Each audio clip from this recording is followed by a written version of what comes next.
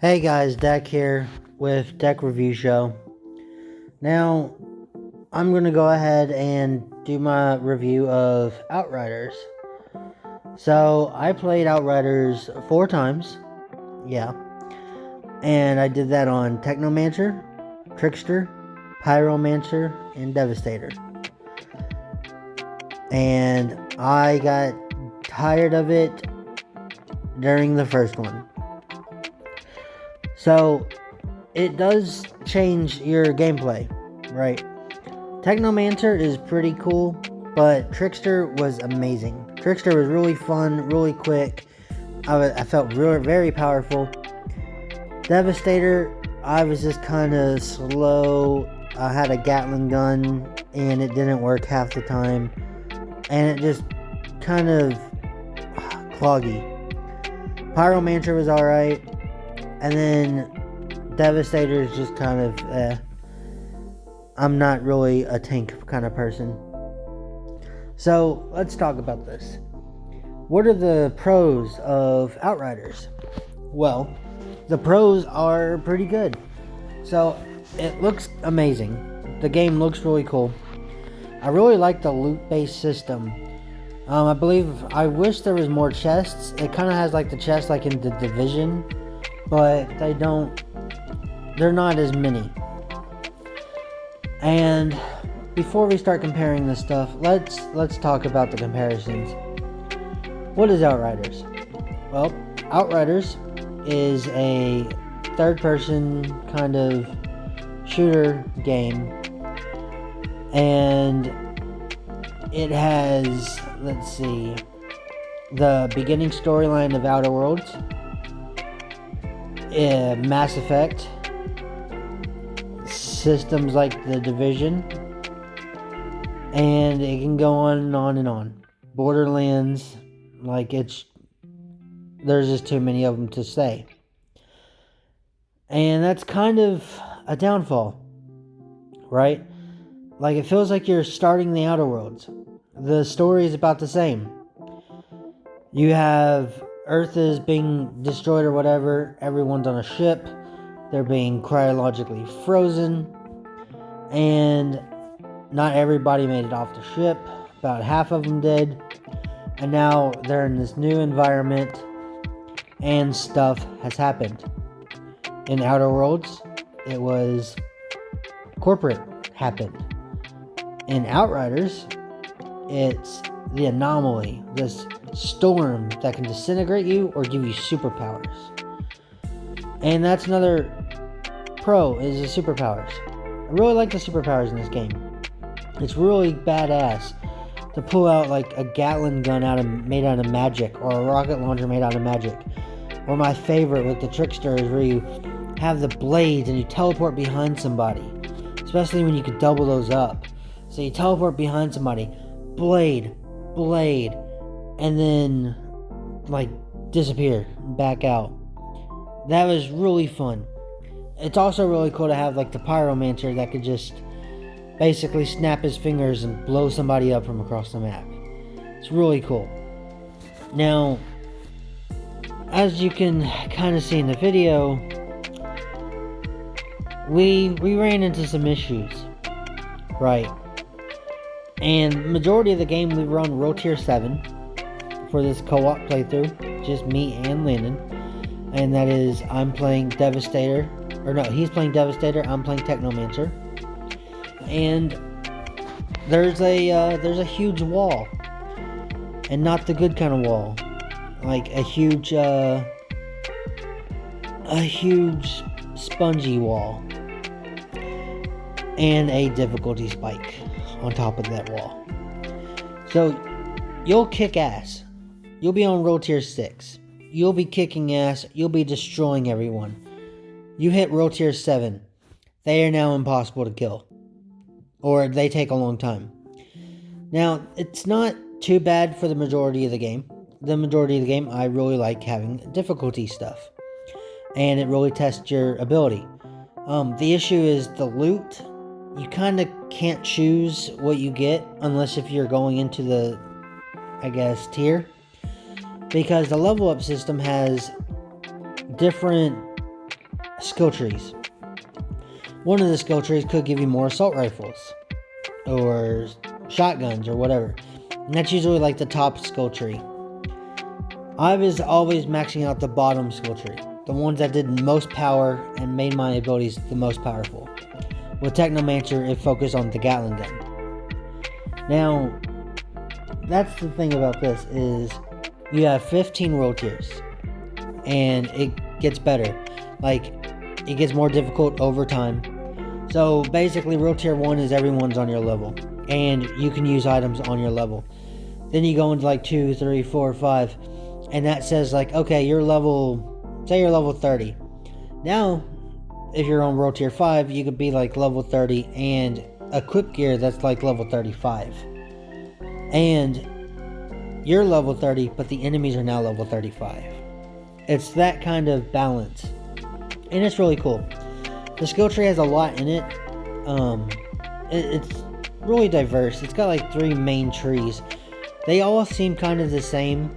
You know, you got your gun tier, so you can just do a shit ton of damage with your gun. You have your superpower tier, which is what I did. And then you kind of have like a balanced tier. Or it's not really balanced, a support tier. It's all about like supporting your teammates. Or healing abilities and stuff like that. And that's kind of tends to be the middle tier from what I was seeing. Now, this fight in particular, the reason that I used this one is because we ran up on this guy and it was alright, you know? We're like, alright, cool. We're cutting down his enemies. And this is the first time you fight this like mage guy. And we sat there and sat there and sat there, unloading our guns on him. Now, could we have defeated him? Yeah, we could have. Did we defeat him on our first try? No, we died on our first try. Because we ran in and we didn't know what we were doing. Second try, we got him. We knocked about one of his bars down. He has 3. The issue is that one bar took about 46, 47 minutes.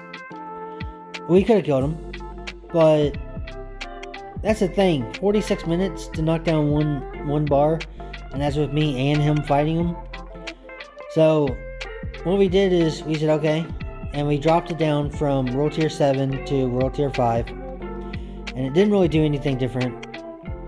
And then we got fed up and we dropped it down to world tier 1. And he was just like a normal boss enemy that was on like world tier 6. And that's kind of the issue. There's no reason to have that much damage. And you can see I died because this is when it was like, alright, well, I'm done with this, and I let him kill me. So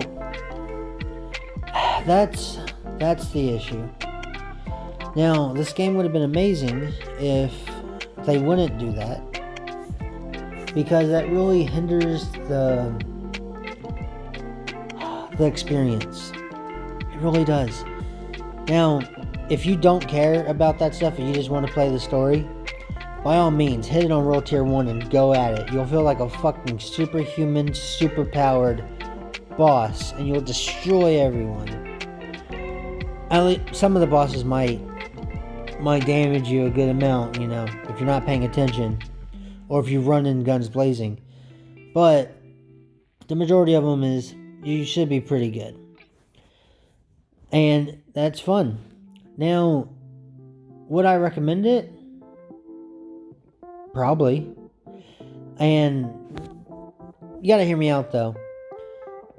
I think that you might want to do that to beat the story. You know? Just go in, like if you're having a difficult fight, don't worry about it. Because most of these games, similar to The Division, focus on its end game. Now, on its end game, there's a huge amount of stuff that opens up. You get a bunch of like things you can collect in the world. There's side quests and all that stuff. And chances are, the gear you get, world tier 8 or whatever, towards like the final boss, is going to be kind of garbage compared to whatever legendary you get from like a little raid battle. So yeah, it might be better to just beat the story and then focus on leveling up your character in the role tiers after that. And that probably would have made the game better or more enjoyable, instead of doing what we were doing, and we were trying to max out the world tier early on with gear that we did not get or didn't have good gear of. Now, I like the gear system now, but I didn't update like the skills that gave me like, oh, you get a better chance to get assault rifles, and that means we got a lot of pistols and light machine guns. We didn't use those. The only light machine gun I used in this playthrough, besides the beginning of the playthrough, is this legendary I got. Because when you kill an enemy with it, it has a ball that appears when shot, does 12,000 damage. It can pretty much obliterate everything. So, really good. Or it sounds like it would be really good, right? But we're playing co-op, meaning I get an enemy down to like 10%, and then Godzilla will shoot the enemy, and no longer an orb appears. It's like, well, shit, we could have done massive damage. Or he'll be shooting an enemy, I will finish off the enemy, and for some reason it counts as he killed the enemy, so the orb doesn't appear. That sucks. Like, it really makes the gun useless, because it had lower power and lower attack, but the big thing was, oh, it does this massive explosion damage, except it doesn't. And that's co-op. Now, this is 3 players, so if you're playing with a third player, you could never see that ability, like, ever. And that's horrible.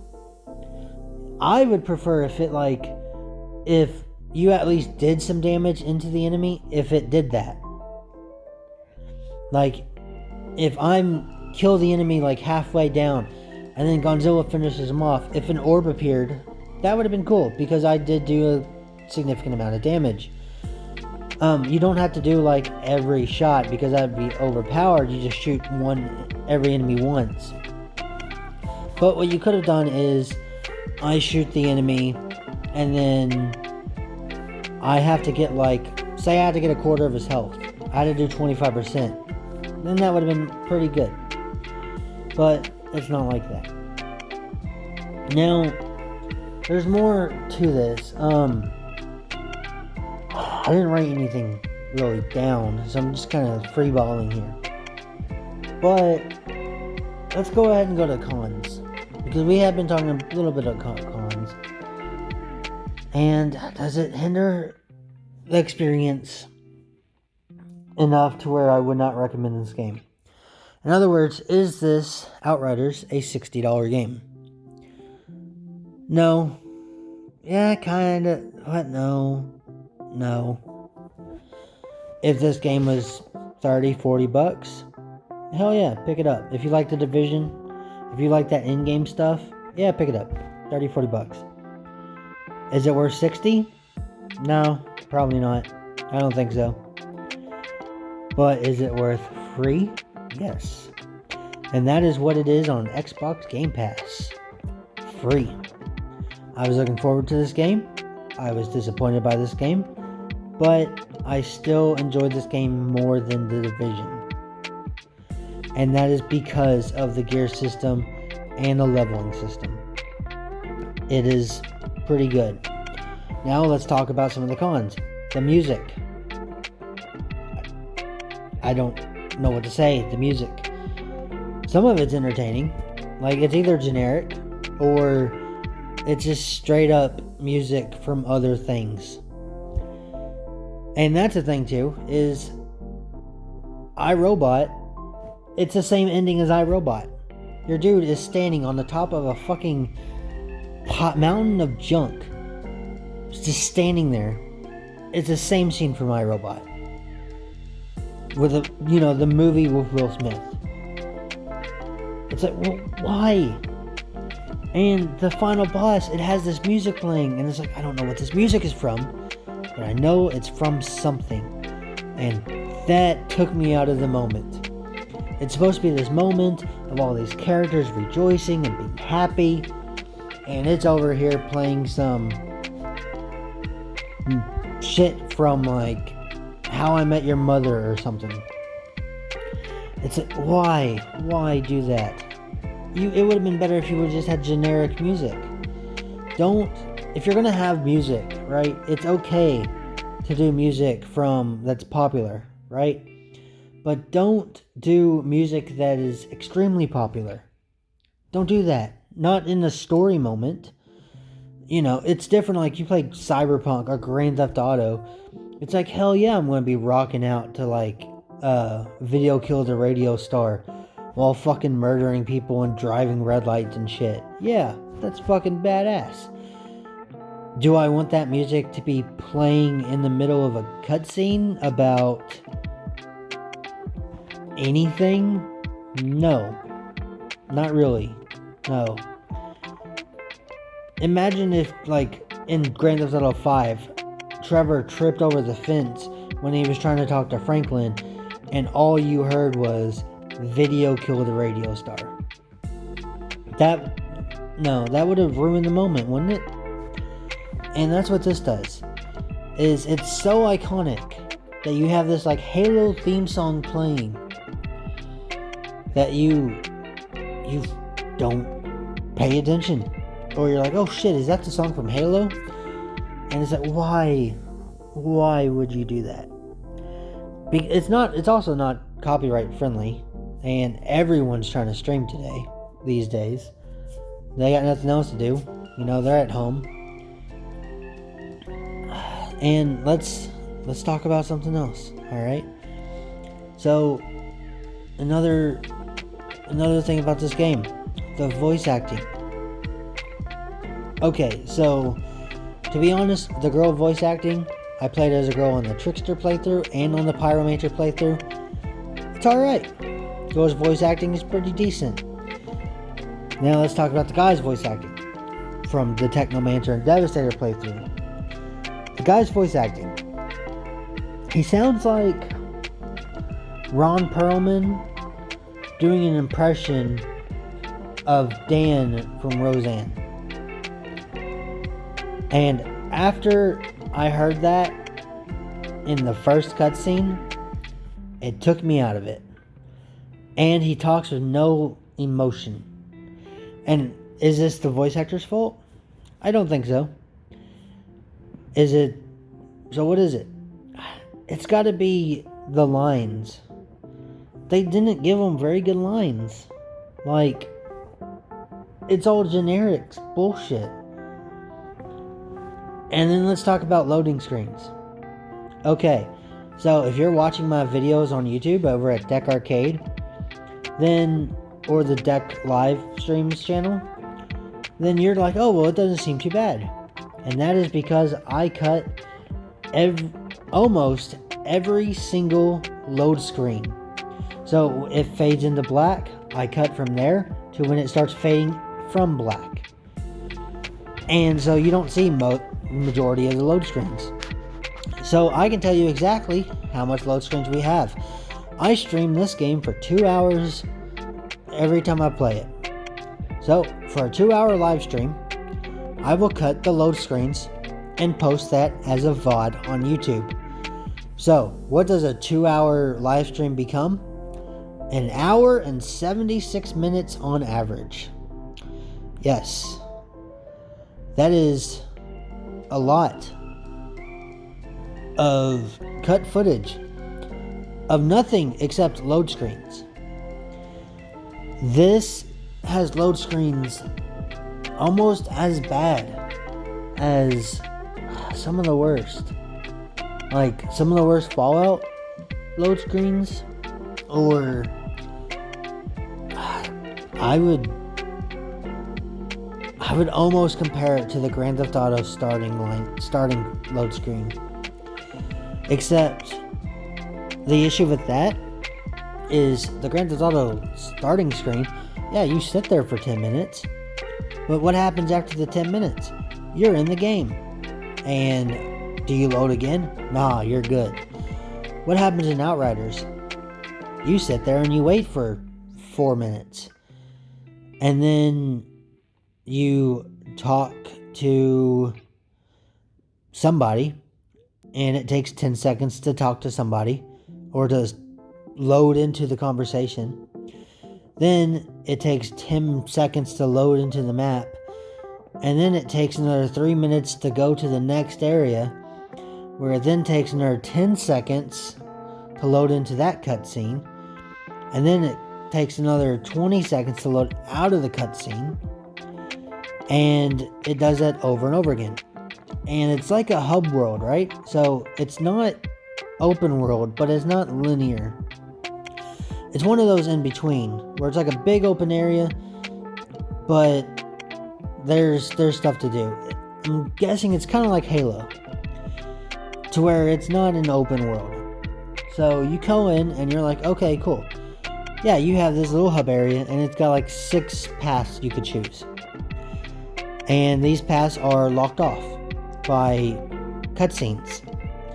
And they talked about this, and they said the reason is to regroup everybody back together, because you can wander off. There's no split screen stuff that keeps you next to each other. So you cut these people off, and it's like, okay, well, you found a wanted poster. Cool. Side quest. What do? You watch a 25-second load screen so you can jump over a small gap. And then 10 seconds to take another 10-second load screen to load you on the other side of that gap. Yeah. And you have to watch the load screen because you can't jump. There's no jump button in this game. So it's got some really good things, and it's got some really bad things. And it sucks. So, how did I feel about this game? When I started playing this game, I loved it. I thought it was amazing. It was really fun. I loved the demo. It was really great. And then I played it. I was like, man, this is really awesome. And then I was like, alright, well, this is pretty cool. And then it kept getting worse and worse and worse. And the crashes happened a lot. And I know people talk about like Cyberpunk and all that stuff. Cyberpunk crashed maybe once every 4 hours. Yeah, that is excessive. But Outriders, it crashed on me twice every 2 hours. Yeah, there's no defending that. So I don't know. My very last thing I said in the story finale is we beat the final boss, we got the final cutscene, and it came back in and it said, alright, now you got this stuff unlocked for the end game. And I hit OK, and the game crashed. And the last thing I said was, oh, it crashed. Okay. And that is how I sum up this game. I was really excited for it. It was really fun at first. And it ruined itself with the gameplay. Now, could this game be better? Yeah. And does this game have potential for a higher score? Yeah. The Division, when it first came out, was garbage. The first one. But it came out, I would have gave it like a 4 out of 10. But after they fixed the balancing issues and stuff, The Division 1 probably ended at around a 7 or an 8. So it has potential. So what do I give this game? Well, I give Outriders... I really wanted to give this like a 7. But after the last like 4 hours of it, I have to give this a 5. And I am tempted to give it a 4. But I'm going to give it a 5. I'm going to give it a 5 out of 10. It's a meh game. You know, you like The Division and you like sci-fi, you'll like this game. It'll probably piss you off a little bit, but you'll like it. So, you know, take it as it is. However, if you like The Division but you don't like sci-fi, like Gonzilla, he also gives this game a 5 out of 10. So, you'll probably just think it's a whatever. If you're bored, pick it up. It's free on Game Pass. And if you're, if you enjoyed it, hit that subscribe button. But, I'm really disappointed. I was really looking forward to this game. Alright, let me know what you guys thought down below, and I will see you all later. Peace.